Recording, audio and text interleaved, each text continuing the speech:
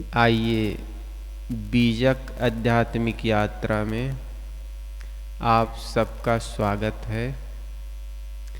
सद्गुरु रचित शब्द प्रकरण के 51 नंबर की शब्द है, जिसमें मनः दशा का वर्णन करते हुए सद्गुरु कबीर कहते हैं, बुझ बुझ पंडित मन चित लाय, कबहि भरलि बह कबहि सुखाय। खन उबय खन डूबय खन अवगा, रतन न मिले पावै नहीं था। नदिया नहीं सासरी बह नीर, मच्छ न मरे केवट रहे तीर। पोहकर नहीं बांधल तहाँ घाट, पूरई नाहि कमल महाबाट। कहीं कबीर ये मन का धोख, बैठा रहे चला चाहे चौंक। बंद कर दे जगदीश, बाहर वाला बंद कर दो। साहेब कहते हैं, बुझ बुझ पंडित मन चित लाए। हे ज्ञानियों, हे तत्वदर्शियों, अपने मन को बूझो।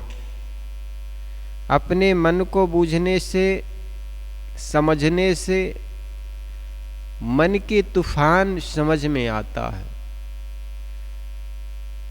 कबहि भरली बह कभी सुखाए। ये मन कभी तो संसार में डूब करके बहता है। क्षण में ऐसा लगता है सब मेरा है, ये मेरा वो मेरा, और मेरा मेरा करके लड़ने भी लग जाते हैं दूसरे से। इसी बात को लेकर कहते हैं, हे तत्वदर्शियों, हे पंडितों, मन पर विचार करो। मन चित लाए, चित लगा करके मन पर विचार करो। मन क्या करता है? कबहि भरली बहे कभी सुखाए। कभी तो एकदम भर करके बहता है, ये संसार सागर में डूब जाता है। अपना है ये जमीन, ये मकान, ये पत्नी, ये बच्चे करके उसके लिए अदालत कचहरी क्या क्या नहीं करता, लेकिन क्षण मात्र में वैराग्य से भर जाता है। एकदम कुछ मेरा नहीं है, मुझे मर जाना है बस। एक आदमी ऐसा ही सनकी था, पत्नी बच्चे में 24 घंटा डूबा रहता। कभी मन उब जाता, पत्नी से लड़ जाता, कहता मत मर जाऊंगा, जा रहा हूं मैं। अब टिफिन उठाता, छाता लेता और कहता मैं तो मर जाऊंगा। तो मरोगे तो ये छाता और टिफिन क्या करेगा? कहाँ जा रहे हो? अरे पता नहीं, 2-2 4-4 घंटा लेट आती है भारत का ट्रेन, तो भोजन कर लेंगे, और पता नहीं बारिश हो जाए तो छाता ओढ़ लेंगे। मरने जा रहे हो तो छाता और टिफिन की जरूरत क्या है?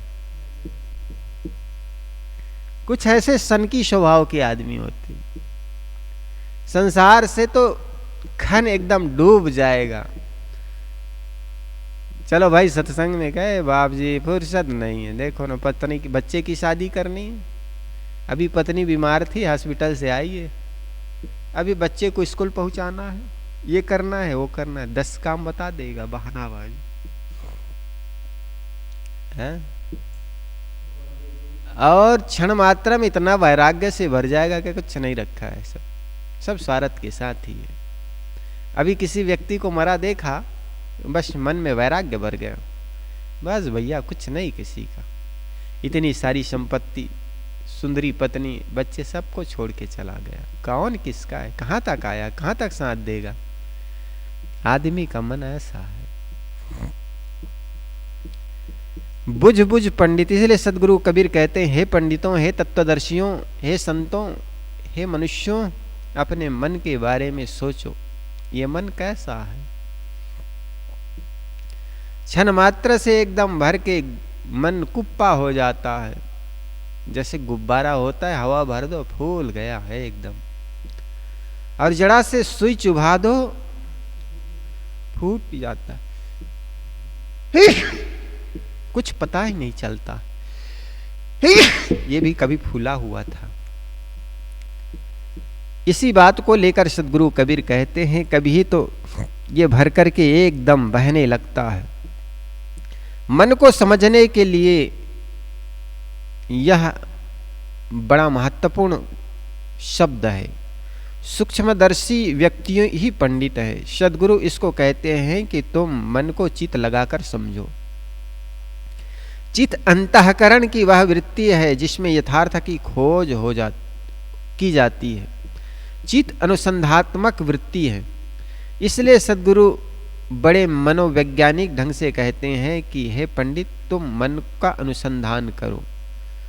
अंतःकरण की 3 वृत्ति, मन, चित्त, बुद्धि, अहंकार, जिसमें चित्त से अनुसंधान होता है, उसे ठीक से समझो। हम संसार सागर समझने की चेष्टा करते हैं, केवल अपने मन को समझने का प्रयास नहीं करते। व्यक्ति संसार को समझना चाहता है, लोगों को समझना चाहता है, दूसरे के मन को पढ़ना चाहता है, लेकिन अपने मन को न पढ़ने के कारण सारे पढ़ाई बेकार चला जाता। हमें अपने ही मन के बारे में ठिकाना नहीं और दूसरे के मन पढ़ पढ़ करके क्या करेंगे। अपने ही मन कभी सुबह निर्णय कुछ लेता है, शाम को कुछ ले लेता है, और हम कहते हैं दूसरे को जानते हैं, किसी को नहीं जानते। कहते हैं ना मैं जान रहा हूं इसको 101%, और कुछ नहीं जानते, सब बकवास है। किसी को कोई नहीं जानता। अपने ही बारे में जान लो, ये बड़ी चीज है। अपने मन को समझो। सुबह कुछ निर्णय लेते हैं, शाम को कुछ मन बदल जाता है। हमें ऐसा लगता है शाम को जो खाए बहुत अच्छा का खाए, लेकिन 1-2 घंटे होते होते पता लगता है कुछ रोटी ज्यादा हो गई। फिर पेट को मलते रहे, रेचक पेटचक चूर्ण खाते रहे। मन की ऐसे ही दशा है। मन के लोलुपवश आदमी किसी बात का निर्णय तो ले लेता है, लेकिन बाद में जब परिणाम आने का समय होता है तब ऐसा लगता है हमने थोड़ा गलत सोचा, गलत निर्णय ले लिया। तो मन की यही दशा है। इसलिए किसी भी निर्णय में पहुंचने के पहले 1000 बार सोचो, चिंतन करो, मनन करो, ऐसा कैसा। जो व्यक्ति अपने मन को नहीं जानता वह उसे वश में भी नहीं कर सकता। देहधारी जीव का सर्वाधिक घनिष्ठ संबंध मन से होता है। मन ही संसार से जीव को जोड़ता है, क्योंकि मन ही जीव के सामने संसार को लाता। आंख बंद करके बैठ जाओ तो भी मन संसार को ले आएगा। पत्नी, बच्चे, गांव, वो पीपल का झाड़, वो फलाने का कुत्ता, बस अंदर ही अंदर फिर झगड़ा शुरू हो जाएगा। फिर ये सब बातों को याद करके 20 साल पहले उन्होंने जो आपके साथ जो कृत्य किया था, या आपने उनके साथ जो धोखा किया था, बस याद आ गई। मन सारे प्रपंच को उठा करके आपके सामने पूरी दुनिया को धर दी। पूरी बातें आपकी आंखों के सामने आकर के झूलने लगेगी। मन की कैसी दशा। तो मन व्यक्ति को, जीव को संसार से जोड़ता। तो मानो संसार वश में, आज कोई व्यक्ति अपने मन को वश में कर लिया, मन समझ में आ जाए, वह वश में हो जाए, तो मानो संसार आपके वश में हो गया। कोई व्यक्ति चौराहे पर सोना चाहे, लेकिन चौराहे का जो बल्ब है, गलीलैन जिसको कहते हैं, मरकरी, अनेक प्रकार के लाइट जल रही है, और आप सोचते हैं ये लाइट बंद हो जाए, अंधेला हो जाए तो मैं सो जाऊं। ये कभी होने वाला नहीं है। लेकिन आप अपनी आंखों में रुमाल रख लो, कपड़े रख लो, अंधेला हो गया, आपको नींद आ जाएगी। ठीक इसी प्रकार संसार को वश में करने के बजाय अपने मन को वश में करो। संसार कभी किसी के वश में हुआ है? जो जैसा चाहा है वैसा हुआ है। हर व्यक्ति चाहता है हर व्यक्ति मेरे अनुकूल हो, मेरे अनुसरण करे, मैं जो कहूं वही बात माने, मेरे बेटे मेरे अनुकूल हो। कौन किसका अनुकूल? आप अपने ही मन को तौले तरासे कि आपका मन के आपके अनुकूल है।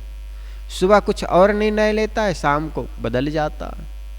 जब आपका ही मन आपके वश में नहीं है तो आपके घर के लोग आपके अनुकूल हो, आपके अनुसरण करे, कैसे हो सकता है? और दुनिया में यही सबसे बड़ा दुख है। दुनिया में खाने पीने की चीज़ों की कमी नहीं है, पहनने की चीज़ों की कमी नहीं, कपड़े की कमी नहीं, रहने के लिए छत की कमी नहीं, फिर भी आदमी दुखी क्यों? एक आदमी जिनको दिन भर में 2 रोटी का वक्त भोजन ना मिलता हो, 2 रोटी ना मिलता हो दिन भर में, पहनने के लिए फटे पुराने भी कपड़े ना मिलता हो, रहने के लिए छत ना मिलता हो, वह आदमी दुखी हो, बात समझ में आती? जीवन आवश्यक चीज भी उनको उपलब्ध ना हो और वो रोए, दुखी हो, बात समझ में आती है। लेकिन वह आदमी क्यों दुखी है जिनके पास 56 प्रकार के भोग भोगने की वस्तु उपलब्ध है। रहने के लिए एक बिल्डिंग नहीं बल्कि दर्जनों बिल्डिंग अनेक अनेक शहरों में है, पहनने के लिए दर्जनों कपड़े हो, आदमी क्यों दुखी है? तब बात समझ में आगी, चिंतन करोगे तब बात समझ में आती है कि उनके मन के अनुकूल चीजें नहीं हैं। और कब किसके मन के अनुकूल चीजें हुई हैं? बड़े बड़े सम्राट भी इस दुनिया से निराश होकर के चले गए, तो आप किस खेत की मूली हैं? आप तो बहुत मामूली हैं। श्रीमद् भागवत में ययाति की एक कथा आती है। ययाति एक राजा था, 100 वर्ष भोग भोगे, उनके बहुत से बच्चे हो गए। अब मौत आई, मौत कहने लगी अब तो तुम्हें ले जाना होगा, मौत का समय आ गया है, मरने का समय आ गया है। ययाति गिड़गिड़ाने लगा, उनके पैर पकड़ लिए। उन्होंने कहा, यमदेव, यमदूत, अभी तो मैंने जीवन शुरू किया, जिंदगी की शुरुआत तो अभी अभी मैंने की और तुम लेने चले आए। मौत कहती तुम 100 वर्ष जी गए, तुम्हें पता नहीं चला। अरे मैं तो अभी अभी भोग में उतरा हूं और तुम चले आए, माफ करना, मुझे और अवसर दीजिए। मौत कहती है ये तो हो नहीं सकता। हाँ, लेकिन एक चोर दरवाजा है, एक रास्ता तो है शास्त्रों में। अगर तुम अपने जगह कोई दूसरे को ले जाने के लिए दे दो तो मैं ले जाऊं, तुमको छोड़ जाऊं। ययाति कहता है मेरे बच्चों को ले जाओ। हाँ, तैयार हूं, ले जाऊंगा। अपने बड़े लड़के के सामने जाकर गिड़गिड़ाया, रोया। बड़ा लड़का, उन्होंने देखा बाप 100 वर्ष तक जी लिया फिर भी मरना नहीं चाहता, हम क्यों मरेंगे? उन्होंने इनकार कर दिया। सबसे छोटा लड़का के पास गया, बड़ा भोला था। उन्होंने कहा पिताजी आपकी आज्ञा है तो बिल्कुल हम जाएंगे आपकी जगह पर, आप और जिए। पहले समय का रहा होगा एकदम श्रवण कुमार, पिता की आज्ञाकारी। बाप ने कहा बेटा मान गया, यम के साथ चला गया। ययाति 100 वर्ष और जिया, कहते हैं, कहानी कहती है वो 100 वर्ष और जिया और खूब छक करके भोग भोगा। लेकिन 100 वर्ष पूरा होने के बाद फिर आया यम, कहे चलिए अब। उन्होंने तो यम को देख करके फिर कांप गया, क्या हुआ? कहे अब तो आपको ले ही जाना पड़ेगा। उन्होंने कहा माफ करना इस बार, और अभी तो मैंने शुरू किया ही था। कहा जाता है पुनः उनके छोटे लड़का को लेकर के चला गया यम, और इस प्रकार वो 1000 वर्ष तक जीता रहा। 1000 वर्ष के बाद भी यमदूत आए लेने के लिए तो उनके पैर पकड़ करके गिड़गिड़ाने लग गए, माफ करना अभी तो हुआ ही नहीं, अभी तो भोग भोगा नहीं। संसार का भोग ऐसा ही है, कौन किसको भोग आया। इसीलिए राजा भर्तरी ने जब वैराग्य शतक लिखा, पहले तो उन्होंने श्रृंगार शतक लिखा जब राजा था, तो श्रृंगारिक वर्णन ऐसा किया कि सामान्य व्यक्ति अगर पढ़ भी ले, सामान्य व्यक्ति तो छोड़ो, कोई साधु संत भी उनके श्रृंगार शतक पढ़े तो संसारिकता में गिर जाए, इतना अश्लीलता से भर करके उन्होंने लिखा। फिर उन्होंने राजा बना तो नीति शतक लिखा, फिर उनके मन में वैराग्य से भर गया तो वैराग्य शतक लिखा उन्होंने। और वैराग्य शतक में एक पंक्ति उन्होंने लिखी, भोगों को मैंने भोग नहीं पाया बल्कि भोग ने मुझे भोग लिया। भोगों को मैंने भोग नहीं पाया बल्कि भोग ने मुझे भोग लिया। भोगे रोग भयम, भोगी को रोग का भय बना रहता। और निश्चित जानिए ये संसार को किसी ने भोग पाया। सद्गुरु किसी संत ने कहा था, अजहू कुंवारी, ये माया है ना, वो अजहू कुंवारी है, कोई भोग पाया, कोई अपना पाया।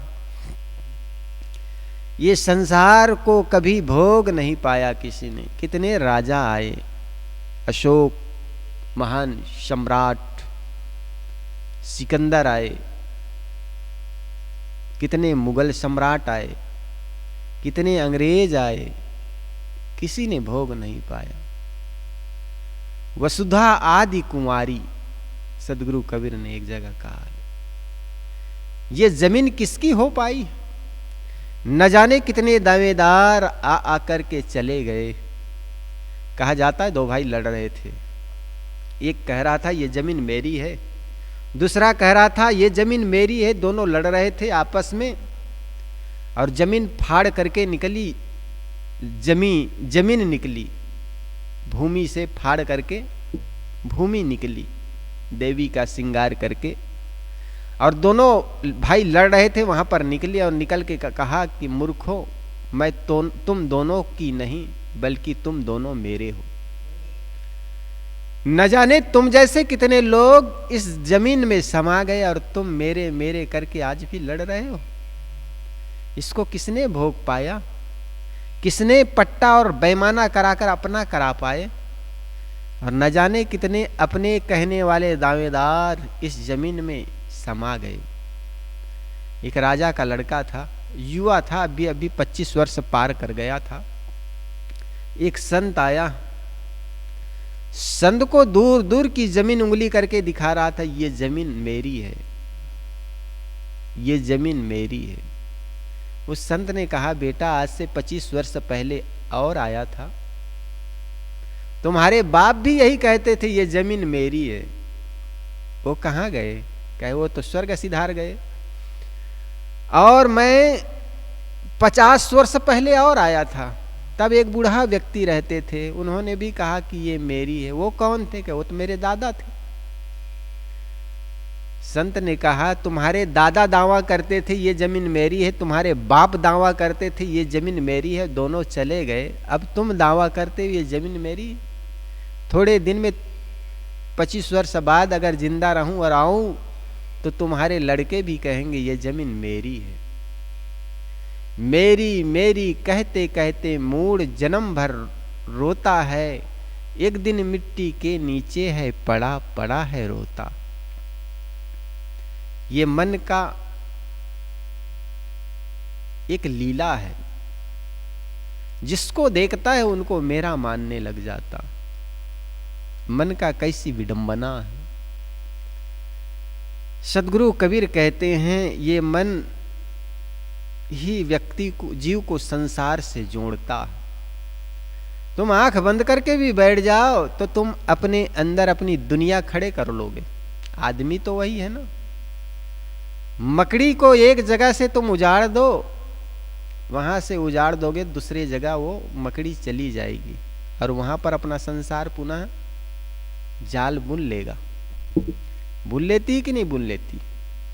एक जगह से आप उजाड़ दो, दूसरी जगह जाकर के जाल बुन लेती है। क्यों? उनका एक स्वभाव है, अंदर से ही वो जाल बुनती है, उनके लार में ही जाल होती है।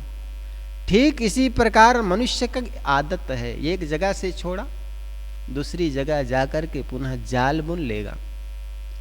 तो सद्गुरु कबीर कहते हैं, बुझ बुझ पंडित मन चितलाए, कभी भरली बहे कभी सुखाए। ये मन तो कभी भर करके बहता है, कभी सूख जाता है।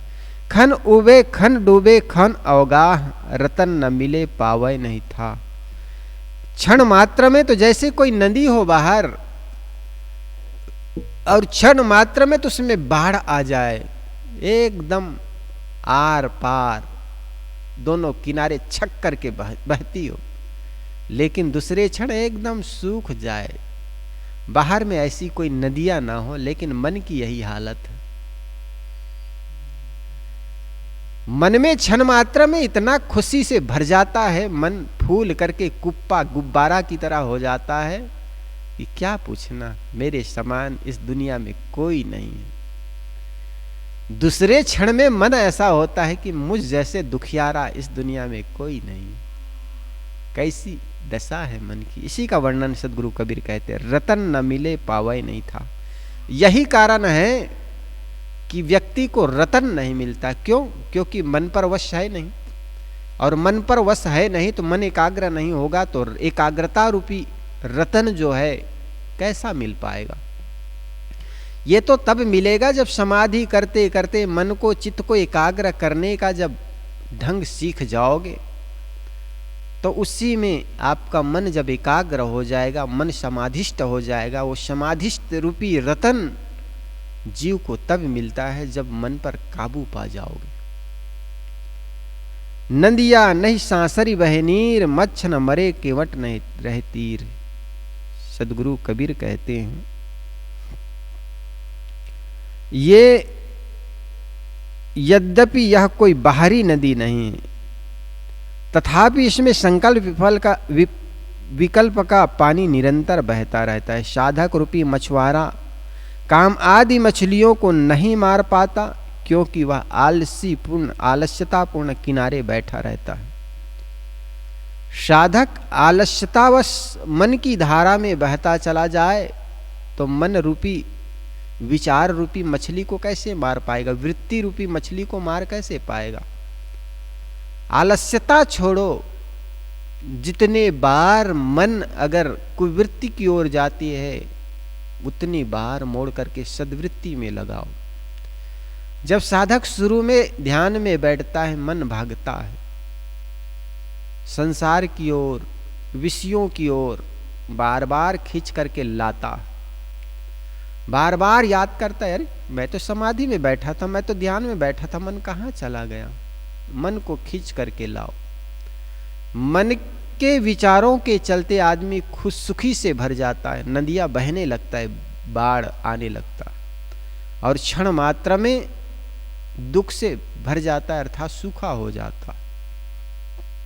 इसलिए आदमी आलसी होने के नाते मन के विचारों के साथ बहता चला जाता है, वृत्ति रूपी मछली को मार नहीं पाता। पोहकर नहीं कामल, पोहकर नहीं बांधल तहाँ घाट, पूरैन नाही कमल महाबाट। सदगुरु कबीर कहते हैं अंतःकरण कोई बाहरी जलाशय नहीं, परंतु इसे मन चित्त बुद्धि अहंकार के चार घाटे बने हैं। कमल फूल तो दिखते हैं, परंतु उनके आधार स्वरूप दंड पत्ते रूपी पूरैन नहीं है, अर्थात जिसमें मन लुभता है वह माइक ऐश्वर्य नपायदार एवं आधार रहित है। इस प्रकार पोहकर नहीं बांधल तहाँ बाट, पोहकर कहते हैं पुष्कर, और पुष्कर कहते हैं जो पोखरा होता है गांव में, तालाब जिसको कहते हैं, वो तालाब को ही यहाँ पर साहब पोहकर कहते हैं, पुष्कर कहते हैं। तो नदिया नहीं सांसर बहना नीर। सदगुरु कहते हैं कि मन कोई बाहरी नदी नहीं, परंतु इसमें अनावरत संकल्प विकल्प का पानी बहता है। नदी में तो ऊपर से पानी आता है तब वह बहती है, यदि ऊपर से पानी बहकर न आए तो नदी सूख जाए, परंतु मन की नदी तो कहीं बाहर की पानी नहीं आता, परंतु मन बाहरी नदी की तरह नहीं है। मन में संकल्प विकल्प का पानी स्वयं पैदा होता है और संसारी ढंग से बहता है। संसारी का शुद्ध शब्द है संसरण। संसरण का अर्थ होता है गतिशीलता। संसर इति संसारा, जो निरंतर सरकता रहे, चलता रहे, उसे संसार कहते हैं। एक संसार बाहर है और दूसरा संसार मनुष्य के भीतर है। बाहर का संसार भौतिक है और दूसरा संसार मनुष्य के भीतर है। बाहर का संसार भौतिक है तथा भीतर का संसार मानसिक है। बाहरी भौतिक संसार में निरंतर परिवर्तनशीलता है, जैसे नदी अबाध गति से अनवरत बहती है, वैसे संसार के सारे पदार्थ अपनी पूर्व अवस्था को छोड़कर आगे नया रूप लेते जाते हैं। सब कुछ सब बदलता जाता है। हमारे भीतरी संसार की भी यही कथा है। मन की धारा ही अनवरत चलती है। यह संकल्प विकल्पों की धारा है। ज्ञान उदय होने पर यह धारा समाधि में जाकर रुक जाती है। वहाँ सब कुछ थम जाता है। संकल्प विकल्प की ही आंदोलन है। समाधि में इनके न रहने से निर्द्वंद अवस्था होती है। व्यवहार काल में ज्ञानी पुरुष के मन में भी प्रवाह रहता है, परंतु वह शुद्ध एवं तथा संयम होता है। उसका मन स्वरूप ज्ञान एवं हंस रहने में ही प्रवाहित रहता है। उसकी समाधि अवस्था में तो अमृत रहता ही है, परंतु व्यवहार काल में भी उनके मन में मानो अमृत का प्रवाह बहता है। वह सब समय अमृत ही अमृत होता है, परंतु ज्ञान तथा ज्ञान का आवरण न होने से मन में कूड़े कबाड़ का प्रवाह चलता रहता है और जीव उसमें बहता हुआ दुखी बना रहता है। मच्छ न मरे केवट रहे तीर। मच्छ का अर्थ है मछली, तक केवट कहते हैं कैवर्त, मल्लाह, निषाद एवं मछुआरे को। केवट का शुद्ध अर्थ नाव चलाने वाला है, परंतु ये मछलियों भी बहुत मारते हैं, इसलिए इसे मछुआरा भी कहते हैं। यहाँ केवट से मछुआरा ही अर्थ है। जैसे कोई मछुआरा हो, वह नदी पर मछली मारने गया हो, परंतु अपने आलस्य के कारण वह नदी के तट पर ही बैठा हो, नदी में प्रवेश न करे, तो वह मछली कैसे मार सकता है। वैसा ही साधक त्याग वैराग्य पूर्वक साधना नहीं करेगा, तब काम क्रोध लोभ मोह राग द्वेष का नाश कैसे कर सकता है। यही साधक ही मछुआरा है। कामादि विकार ही मछली है। जैसे नदी में कूदकर मछलियां मारी जा सकती है, वैसे साधक साधना में कूदकर मनोविकारों का ध्वस्त किया जा सकता है। परंतु साधक आलस्य एवं रागी बनकर बैठा है, इसलिए उनके मन के विकार ज्यों का तो बने रहते हैं। एक घर पर एक लालची पहुना आया। लालची पहुना होता है ना, कोई खाने पीने खूब मिल गया तो आदमी जाने का नाम ना ले। घर के पति पत्नी ने देखा ये पाहुना तो जाने वाला नहीं, अब करे क्या। तो उनकी पत्नी कहती जी आपस में झगड़ा करते हैं, फिर आदमी पाहुना भी चला जाएगा।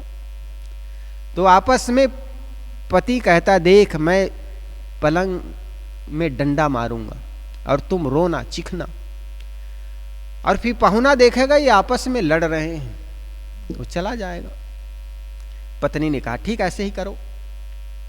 तो पति पत्नी में दोनों में झगड़ा हुआ, कहा सुनी हुई, डंडा उठाया, पलंग में डंडा पति मारने लग गया।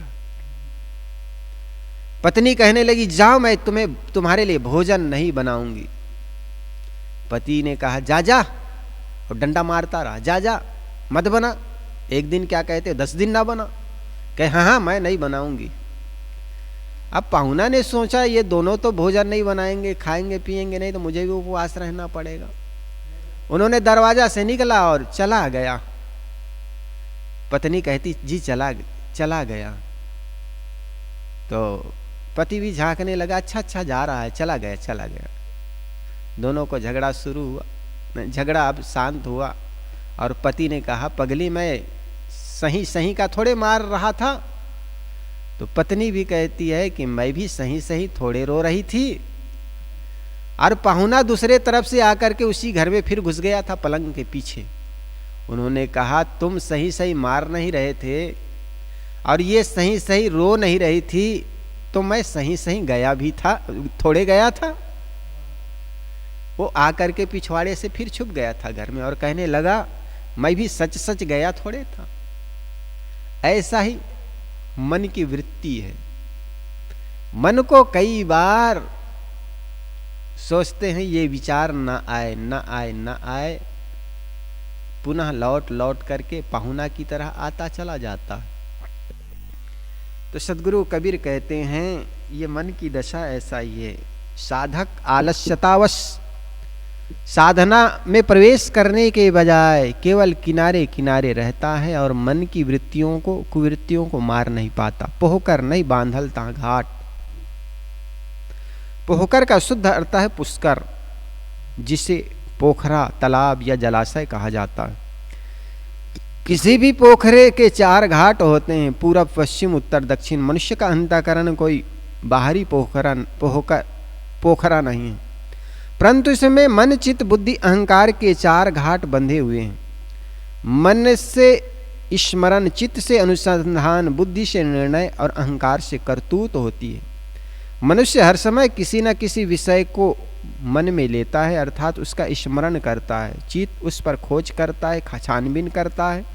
बुद्धि निर्णय देती है और अहंकार स्वीकार करता है, परंतु इसे कार्यरूप देता है, उसे कार्यरूप देता है। इस प्रकार मनुष्य के अंतःकरण रूपी तालाब के 4 घाटों का व्यवसाय चलता रहता है। मनुष्य को चाहिए कि वह सही विषय को ले, इससे उनके मन, चित्त, बुद्धि और अहंकार सही दिशा में काम करे। सद्गुरु कहते हैं, अंतःकरण कोई बाहरी तालाब नहीं, परंतु इसमें मन, चित्त, बुद्धि एवं अहंकार के 4 घाट बंधे हुए हैं। जैसे घाट से लोग तालाब में प्रवेश करते हैं, वैसे मन, चित्त, बुद्धि तथा अहंकार से नाना वासनाएं अंतःकरण में उतरती है। अतः साधक को चाहिए कि वह अपने मन, बुद्धि और चित्त, अहंकार पर सावधान रहे, उसे शुद्ध रखे और पुरैन नहीं तहाँ कमल वहाँ बाट। पुरैन कहते हैं कमल के पत्ते और तने को। पहले पुरैन के तने होते हैं और उसके पत्ते, तब पीछे कमल फूल खिलते हैं। यहाँ सद्गुरु कहते हैं कमल फूल तो है, परंतु उसके पत्ते और तने रूपी पुरैन दिखाई नहीं पड़ रहे हैं। कबीर साहब की उलटवासी है। सारी उलटवासियां ऊपर से देखने पर तो उल्टी लगती है, लेकिन समझने पर बिल्कुल सही प्रतीत होती है। कोई आदमी कमल का फूल किसी तालाब के पानी में लाकर जगह जगह रोप दे तो किसी नए आगंतुक देखने में तो यही लगेगा कि तालाब में कमल फूल में पुरैन नहीं है। ये फूल ही कुछ घंटे में सूख जाएंगे, क्योंकि वे बिना जड़ के हैं। यहाँ कमल का लक्षणा अर्थ है ऐश्वर्य। शरीर के सुंदर अंगों में कमल की उपमा दी जाती है, जैसे मुख कमल, नेत्र कमल, कर कमल, हस्त कमल, हृदय कमल आदि। यहाँ कमल का अर्थ है माइक ऐश्वर्य। सद्गुरु कहते हैं कि जिस माइक ऐश्वर्य में तुम्हारा मन मोहित होकर पतित होता है, उसमें आधार नहीं है। वह नपायदार बेजड़ क्षणभंगुर है। जवानी की चमक, व्यवहारिक उत्सव तथा प्रथम वर वधु मिलन, पुत्रों का संयोग, सम्मान, पद प्रतिष्ठा, सब कुछ तो क्षणभंगुर है। तुम किससे भूल रहे हो? वह नाशवान है। कहें कबीर ये मन का धोख, बैठा रहे चला चाहे चौक। सद्गुरु कहते हैं कि यह साधक के मन की चाल है। वह आलस्यता पूर्वक बैठा है, परंतु जल्दी ही अपनी मंजिल पर पहुंचना भी चाहता है। कितने साधक कहते हैं कि मन वश में नहीं होता, परंतु उन्हें समझना चाहिए कि वे तत्परता पूर्वक इस काम में लगते कहाँ हैं। सेवा, सत्संग, भक्ति, सदाचार, त्याग, संयम, मनोनिग्रह का अभ्यास आदि जो कुछ करना चाहिए वह वे दिल लगाकर कहाँ करते हैं। जो साधक निश्चयता पूर्वक दृढ़ता से एक रस साधना में जुट जाएगा, निश्चित ही उसे देर सबेर सफलता मिलेगी। यदि उनके पूर्व के संस्कार ज़्यादा शुद्ध है तो शीघ्र सफलता मिलेगी, और यदि ज़्यादा शुद्ध नहीं है तो देर से सफलता मिलेगी। सफलता न मिलने की कोई बात नहीं है। नौकरी, व्यापार, पुत्र प्राप्ति, खेती, उन्नति आदि भौतिक क्षेत्र में यह हो सकता है कि सफलता मिल भी सकती है, नहीं भी मिल सकती है। लेकिन जो साधक मन को मांझने के लिए, मन को साफ करने के लिए लगा हो तत्परता पूर्वक, उनको सफलता ना हो, ये कोई दूसरा कारण नहीं हो सकता है। साधक की अपनी साधना में न प्रवेश करना ही एक कारण हो सकता है। लेकिन साधक अगर साधना पथ पर प्रवेश कर चुका है तो निश्चित मन इंद्रियों पर वो काबू पा सकता है। इसलिए सदगुरु कबीर कहते हैं, कहे कबीर ये मन का ये मन का धोखा है। साधक को मन बड़ा समझाता है, चल मैं तुम्हें साधना पथ पर ले जाता हूँ, चल मैं तुम्हें वैराग्य कराता हूँ, और ये कराकर उनको रागी बना देता है, मोह बंधन में बांध देता। और वो चाहता भी है बैठा रहे चला चाहे चोक, आलस्यता पूर्वक तो बैठा रहता है, लेकिन वो चाहता है साधना पथ पर पूर्णता को प्राप्त कर लूँ। ये नहीं हो सकता, इसलिए आलस्यता त्याग कर अपने मन इंद्रियों को जीतने के लिए साधना पथ पे लगना पड़ता है, तब कहीं साधक मन इंद्रियों पर काबू पाता है। तो सदगुरु कबीर मानसिक दशा मनः वृत्ति का वर्णन करते हुए सदगुरु कबीर कहते हैं, मनोदशा का वर्णन करते हैं। बुझ बुझ पंडित मन चितलाए, कबहि भरली बहे कभी सुखाए, खन उबय खन डूबय खन अवगाह, रतन न मिले पावय नहीं था, नदिया नहीं सासरी बहे नीर, मच्छ न मरे केवट रहे तीर, पोहकर नहीं बांधल तहाँ घाट, पूरैन नाहि कमल महाबाट, कहे कबीर ये मन का धोख, बैठा रहे चला चाहे चौक।